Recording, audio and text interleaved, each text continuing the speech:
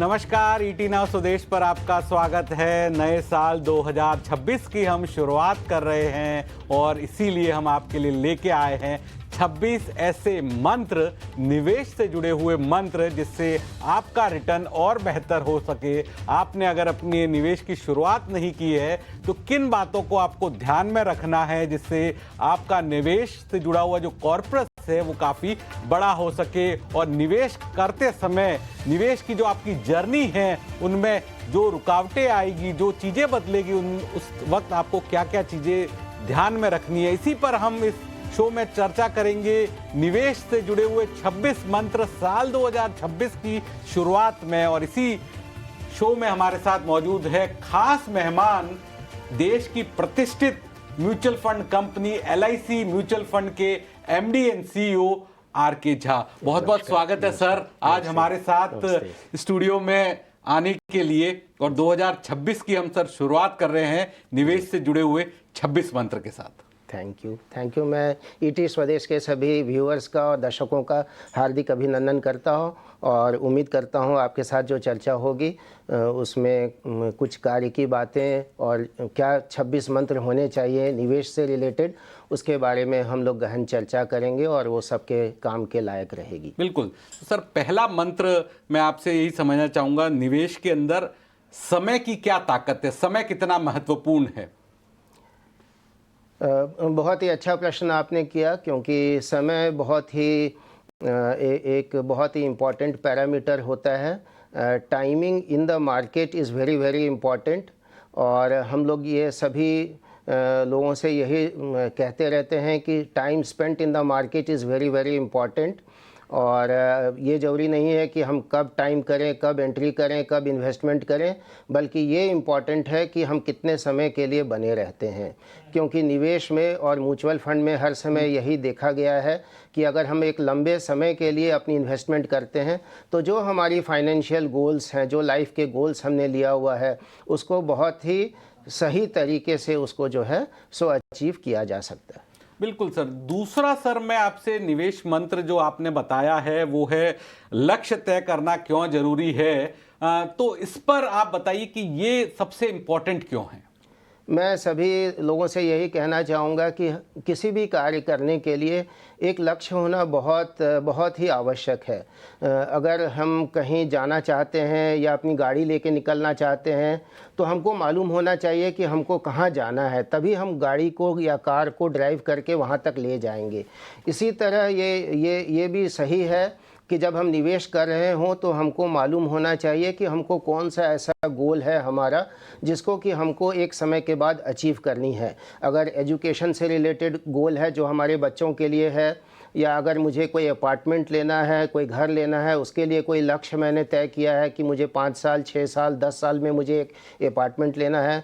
या नहीं तो अगर मुझे रिटायरमेंट के लिए, अगर मेरी 25-30 साल की अगर मेरी रिटायरमेंट का टाइम है, समय है मेरे पास, तो मुझे कितनी मुझे वेल्थ क्रिएशन करनी चाहिए, कितनी फ़ंड मेरे पास होने चाहिए ताकि रिटायरमेंट के बाद भी मैं एक अच्छे से सुकून से अपनी ज़िंदगी को जी सकूं और अपने लिए और अपने स्पाउस के लिए, अपने पत्नी के लिए एक अच्छी अमाउंट क्रिएट कर सकूं जो आगे आने वाले 30-40 वर्षों तक निर्बाध रूप से चल सके। तो इन सब चीज़ों का ध्यान करने के लिए और इनको सही तरीके से इन लक्ष्य को प्राप्त करने के लिए ये बहुत ज़रूरी है कि हमारी लाइफ गोल्स, हमारे फाइनेंशियल ऑब्जेक्टिव्स, प्लानिंग बहुत एक पहला कदम है और बहुत ही सही कदम होगा। और मैं सभी जो इन्वेस्टर्स हैं, सभी व्यूअर्स को ज़रूर रिक्वेस्ट करूंगा, विनती करूंगा कि जब भी वो इन्वेस्टमेंट की बात सोचें, ज़रूर एक लक्ष्य लेके और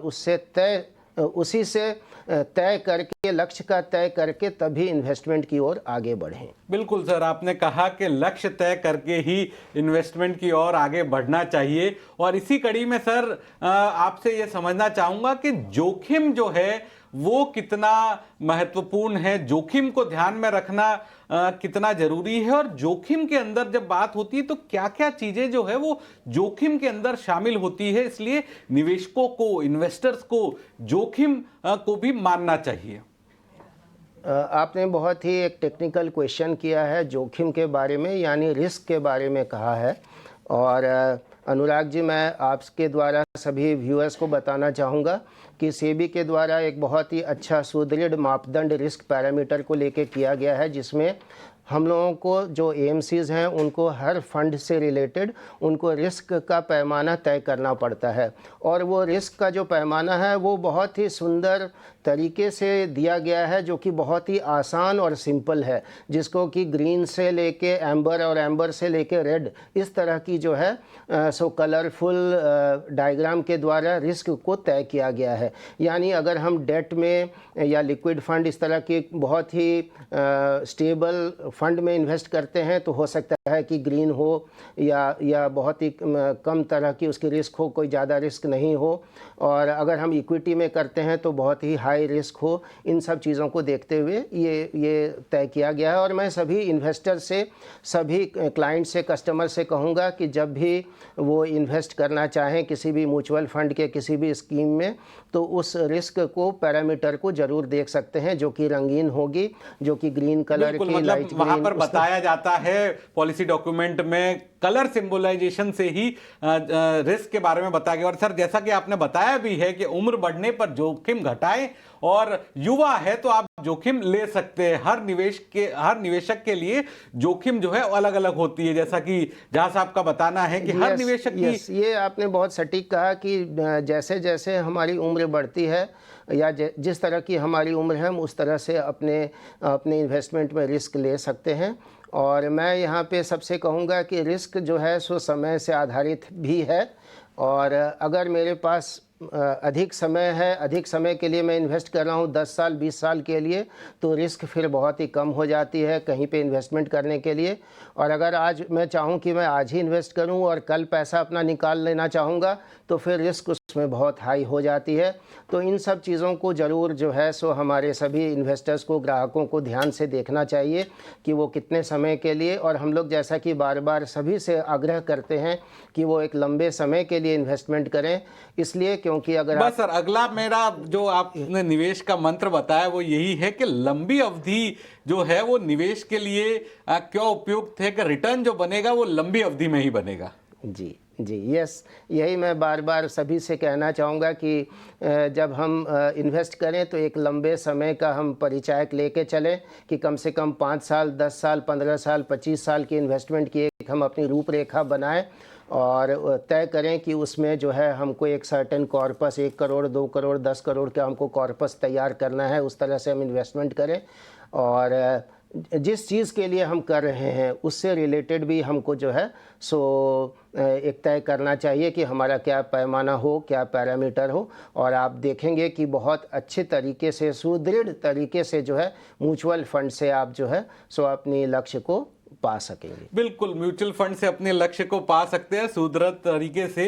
पांचवा सर, जो निवेश का मंत्र आपके द्वारा दिया गया है कि बैलेंस निवेश बहुत जरूरी है, सारा पैसा एक जगह नहीं लगाया जाए, इक्विटी, डेट, गोल्ड का संतुलन रखा जाए, तो ये कैसे बैलेंसिंग करना चाहिए निवेशकों को?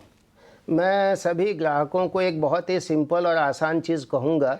अगर क्रिकेट का हम अगर एग्जाम्पल लें तो हमारे जो 11 प्लेयर्स हैं वो या तो सभी बैट्समैन नहीं होंगे, सभी बॉलर्स नहीं होंगे, या सभी विकेट कीपर या ऑलराउंडर्स नहीं होंगे।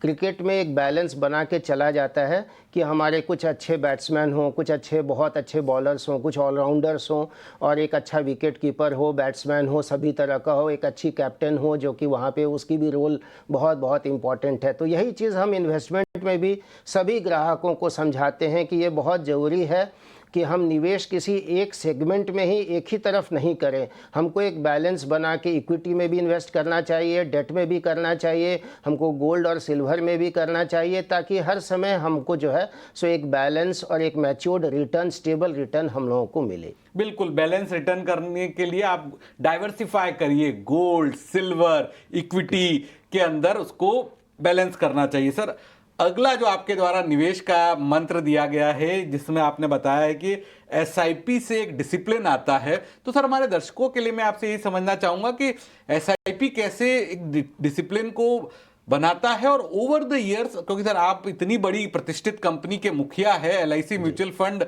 जो है देश के कोने कोने तक फैला हुआ है, तो एसआईपी कैसे डिसिप्लिन का एक पर्याय है?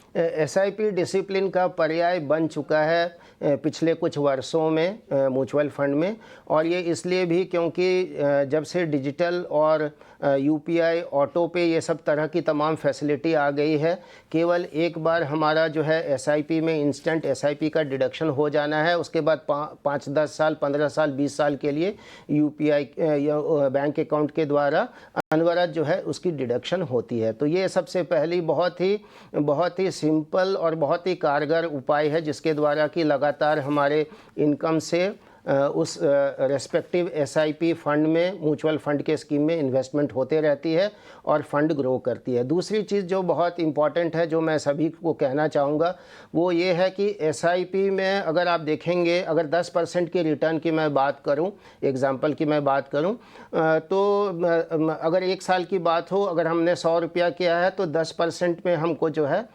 मान लीजिए कि 110 रुपये हो गई है, तो उसी पे कंपाउंडिंग होगी। अगले साल फिर 110 रुपये पे कंपाउंडिंग होती है, तो फिर वहाँ पे 11 रुपये होता है।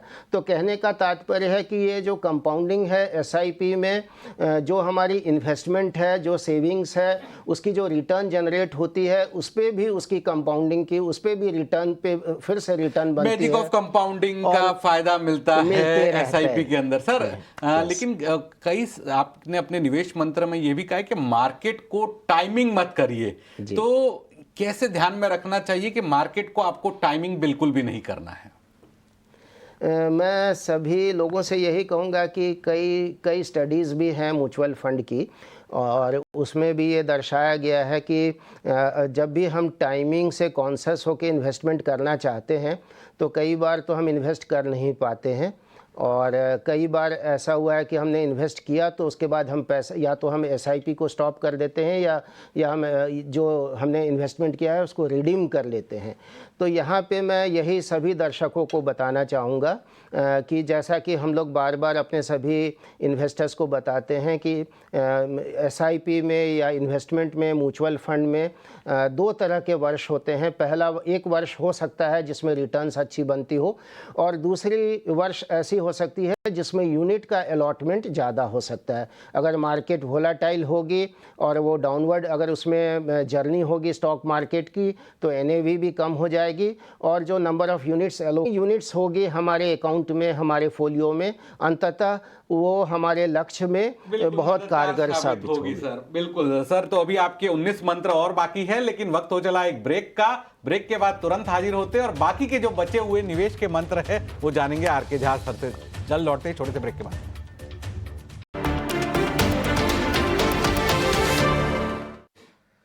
ब्रेक के बाद आपका स्वागत है। 26 मंत्र 2026 में हम जान रहे हैं R K. Jha, LIC mutual fund के एमडी एंड सीईओ।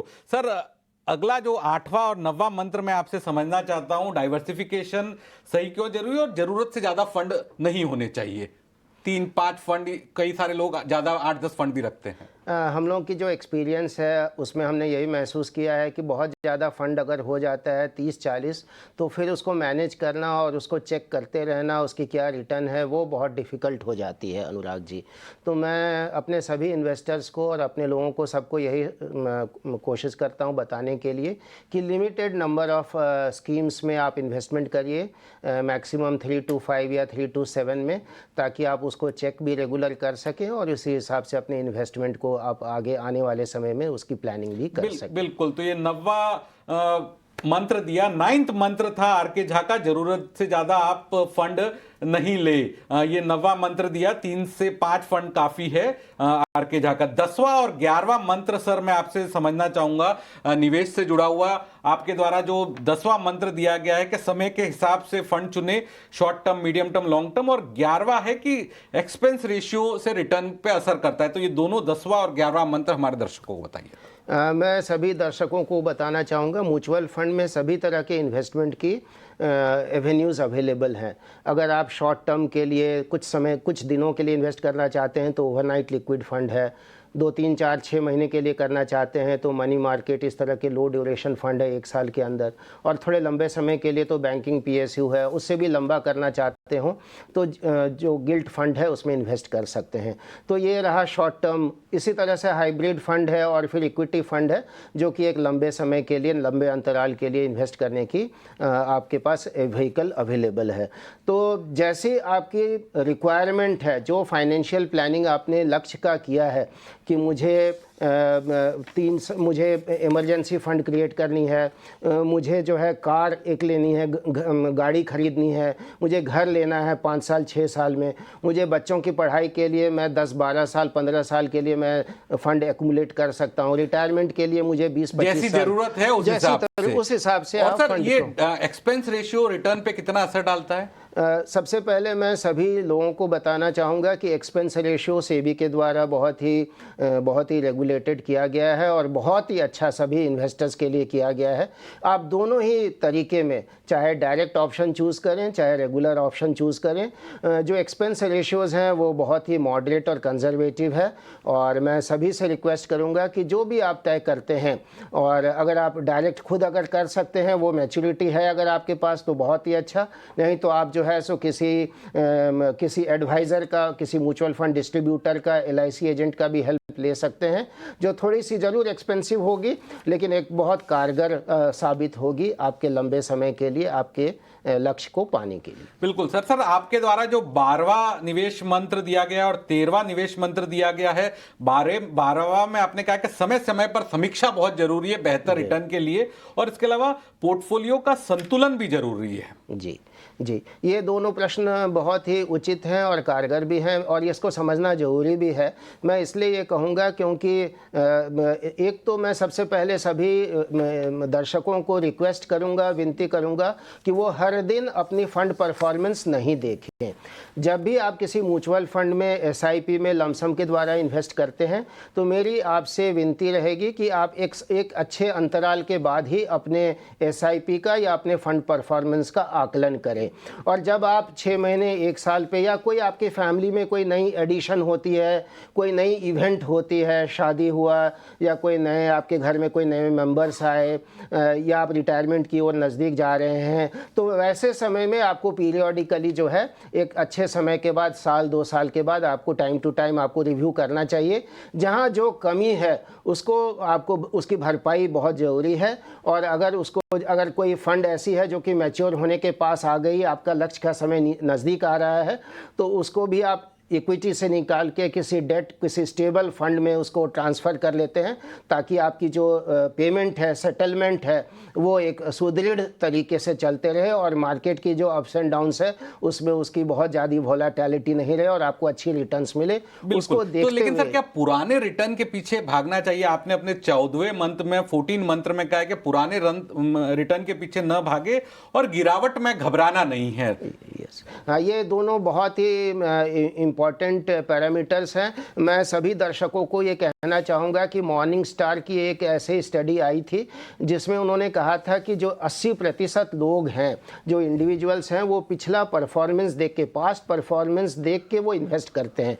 मैं सभी दर्शकों को कहना चाहूँगा कि अगर मैं गाड़ी ड्राइव कर रहा हूँ तो मुझे, अगर मैं पीछे का मिरर देख के अगर ड्राइविंग करूँगा तो कभी भी पॉसिबल नहीं होगी। और दूसरी चीज़ जो बहुत इम्पॉर्टेंट है, वो जानना बहुत ज़रूरी है, वो ये है कि कोई भी इक्विटी फंड एक लंबे समय के लिए, इनडेफिनिट पीरियड के लिए वो नंबर 1 नंबर 2 पे नहीं रहेगी। तो इसलिए ये ज़रूरी है हम सभी को समझना कि हम जब भी इन्वेस्ट करें, प्रोसेस सेंट्रिक होनी चाहिए, ना कि प्रोडक्ट सेंट्रिक होनी चाहिए। एक अच्छी कंपनी, LIC म्यूचुअल फंड जैसे अच्छी कंपनी में इन्वेस्ट करें, एक अच्छी स्कीम को ज़रूर इन्वेस्ट करें, और उसके जो की पैरामीटर्स हैं, जैसे कि स्टैंडर्ड डेविएशन उस फंड का क्या है, उसका पोर्टफोलियो बीटा क्या है, उसकी शार्प रेशियो क्या है, और उसके रिस्क फ्री रिटर्न्स क्या है, इन चीज़ों को तय करके, इन पैमानाओं को चेक करके, उसको थॉरली स्टडी करके तब आप इन्वेस्ट करिए। मुझे उम्मीद है कि आप सभी इसको अच्छे से ध्यान में रखेंगे। सर अगला जो 16वां मंत्र आपके द्वारा गया है कि स्टेप अप SIP बहुत जरूरी है, ये रिटर्न में बहुत बदलाव कर सकती है। और स्टेप अप एसआईपी का क्या महत्व है, और इमरजेंसी फंड को बिल्कुल अलग रखना चाहिए अपने म्यूचुअल फंड के निवेश से। ये 16वां और 17वां आपके द्वारा जो मंत्र दिया गया है, मैं सभी लोगों को कहना चाहूँगा कि मैं एग्जाम्पल के साथ बताना चाहूँगा कि स्टेप अप एसआईपी जो है बहुत ही स्ट्रॉन्ग और बहुत ही पावरफुल एसआईपी वेल्थ बिल्डर है। ये इसलिए मैं कहूँगा कि मान लीजिए जब मैं आया हूँ जॉब में और अगर मेरी उम्र 30 साल की है, अगर मैं 5,000 की एसआईपी शुरू करता हूँ तो 60 होते होते यानी अगले 30 साल में करीब 1.25 करोड़ के आसपास हमारी जो है, अगर मैं उसको अनटच्ड रखूँगा और लगातार इन्वेस्टमेंट होती रहेगी तो करीब 1.25 करोड़ के आसपास उसकी जो एसआईपी की वेल्थ क्रिएशन 12% पे हो सकती है। लेकिन इसी फंड को अगर मैं हर साल 5% 10% से अगर उसको मैं इंक्रीमेंटल ये करता हूँ तो उसकी रिटर्न जो है 3-4 करोड़ से भी ज़्यादा हो जाएगी जब तक मैं रिटायर करूँगा। और यही पावर है स्टेप अप एसआईपी का। मैं सभी को समझाना चाहूँगा कि इनिशियली जब हम कोई नौकरी ज्वाइन करते हैं, कोई जॉब ढूंढते हैं या कोई कार्य शुरू करते हैं तो हमारी इनकम थोड़ी कम रहती है, तो उस समय हम एक मॉडरेट ये से स्टार्ट करें अपनी इन्वेस्टमेंट, और जैसे जैसे हमारी इनकम बढ़े तो हमको हर साल स्टेप अप ये सब करते रहना चाहिए ताकि हमारा जो वेल्थ किटी है वो बहुत पावरफुल भी हो और एक समय से हम उसको जरूर पूरा कर लें, अचीव कर लें। बिल्कुल सर, अब वक्त की कमी है मेरे पास, तो मैं आपके जो बाकी के बचे हुए मंत्र है उसको फटाफट लेना चाहूंगा। सर 18वां जो मंत्र आपने दिया कि टैक्स पर ज्यादा ध्यान नहीं देना चाहिए, असली मकसद है वो लॉन्ग टर्म रिटर्न है, टिप्स पर भी ज्यादा ध्यान नहीं देना चाहिए, 19वां मंत्र आपने दिया, और इमोशन से निवेश को दूर रखा जाए। तो इन तीनों मंत्रों को सर आप संक्षिप्त में बताइए। मैं सब लोगों को आग्रह करूंगा और विशेष तरह से आग्रह करूंगा कि कोई भी इमोशनल बिहेवियर इन्वेस्टमेंट में नहीं रखिए। जैसा कि पहले भी अनुराग जी ने बहुत अच्छा क्वेश्चन किया था डिसिप्लिन के बारे में। डिसिप्लिन बहुत इम्पॉर्टेंट है, जो रूल्स हैं उसको ऑब्ज़र्व करना बहुत बहुत ज़रूरी है। और फाइनेंस में तो इकोनॉमिक्स में ये बहुत इम्पॉर्टेंट है कि अगर हम अच्छा वेल्थ क्रिएट करना चाहें तो हमको जो डिसिप्लिन है, जो तय सीमा है, उसको पूरी तरह हम उसका पालन करें और अपने इन्वेस्टमेंट्स को लगातार करते रहें ताकि हमको जो है सो एक अच्छी निवेश हम बना सकें। जहाँ तक हॉट टिप्स की बात है या कोई और ऐसी चीज़ों की, कोई और ऐसी न्यूज़ की बात है, मैं आप सभी से आग्रह करूँगा कि काइंडली इन टिप्स को या किसी भी इस तरह के कोई भी इन्फॉर्मेशन को ज़्यादा तवज्जो नहीं दीजिए। और मेरी रिक्वेस्ट होगी कि एक डिसिप्लिन के तहत आप अपनी इन्वेस्टमेंट करते रहिए। आपको खुद भी अच्छा लगेगा और आप खुद भी देख सकेंगे। आजकल हर कंपनी की बहुत अच्छी अच्छी ऐप हो गई है इन्वेस्टमेंट रिलेटेड, आप खुद भी देखेंगे और आप जांच करके निवेश करें सर। और आप निवेश करेंगे और आपको मजा भी आने लगेगा जब आपकी अच्छी कंपाउंडिंग। 21वां सर जो मंत्र आपने दिया था कि लाइफ स्टेज के हिसाब से प्लानिंग क्यों जरूरी है, 22वें में आपने कहा कि पहले इंश्योरेंस फिर इन्वेस्टमेंट, और 23वां मंत्र जो आपके द्वारा दिया गया कि कम फंड सही फंड का फॉर्मूला बहुत जरूरी है, और 24वां मंत्र आपने कहा कि लंबी अवधि का फायदा किस तरह से मिलता है और कंपाउंडिंग का फायदा मिलता ही है। और 25वें मंत्र में सर आपने कहा कि निवेश में धैर्य सबसे ज्यादा जरूरी है, धैर्य से ही रिटर्न मिलेगा। और आखिरी मंत्र सर आपके द्वारा जो दिया गया है कि सबसे जरूरी मंत्र है वो कॉम्बिनेशन है धैर्य, अनुशासन, डिसिप्लिन और लंबी सोच। तो ये सारे मंत्र है जो आपने बताए हैं, तो संक्षिप्त में बताइए सर इन सब का कॉम्बिनेशन कैसे जो निवेश की जर्नी है उसको काफी शानदार बना देता है। मैं सभी दर्शकों से कहना चाहूँगा कि वॉर एंड पीस ये एक नॉवेल है लियो टॉल्स्टॉय की, जिसमें उन्होंने वॉर पे लिखते हुए अपनी ऑब्जर्वेशंस, बहुत ही प्रोफाउंड ऑब्जर्वेशंस हैं उनकी, बहुत ही गंभीर ऑब्जर्वेशंस है, जिसमें उन्होंने लिखा है कि अगर हमको वॉर में जीतना है तो टाइम और पेशेंस ये दो ऐसी मंत्र हैं जिससे कि कोई भी युद्ध को जीता जा सकता है। हालांकि ये चीज़ एक युद्ध के बारे में, एक वॉर के बारे में लिखा गया है, लेकिन अगर हम इसी को इकोनॉमिक्स में, फाइनेंशियल ये पे लेके आएँ तो ये दोनों ब्रिलियंट कथन है उनके द्वारा कि ये टाइम, समय और पेशेंस और धैर्य, ये दोनों चीज़ बहुत बहुत इम्पॉर्टेंट है, क्योंकि इसी से हमारी वेल्थ क्रिएशन होती है। और मैं करीब 36 साल मुझे मेरी नौकरी हो गई LIC में। मैं अपनी पर्सनल इन्वेस्टमेंट जर्नी से ये सबको कहना चाहूँगा कि सिर्फ धैर्य, पेशेंस और डिसिप्लिन बनाए रखें। मुझे लगता है कि कोई भी ऐसे व्यक्ति नहीं होंगे जो कि अपने लक्ष्य को प्राप्त नहीं करेंगे। सभी लोग अपने लक्ष्य को समय से पहले बहुत अच्छे तरीके से ज़रूर अचीव कर पाएंगे।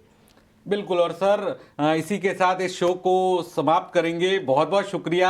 आपके द्वारा जो 26 निवेश के मंत्र दिए गए हैं, 26 ऐसी टिप, 26 मंत्र है जो उम्मीद करते हैं कि हमारे जो करोड़ों दर्शक हैं उनके लिए मददगार साबित होंगे, और जो लोग निवेश की जर्नी अभी शुरू भी करना चाहते हैं वो भी इन 26 मंत्र को अपना सकते हैं। तो R K. Jha LIC mutual fund के MD एंड CEO के द्वारा जो 2026 की शुरुआत में 26 मंत्र निवेश से जुड़े दिए हुए हैं, हम उम्मीद करते हैं कि ये 26 मंत्र आपकी निवेश की जर्नी में मददगार साबित होंगे।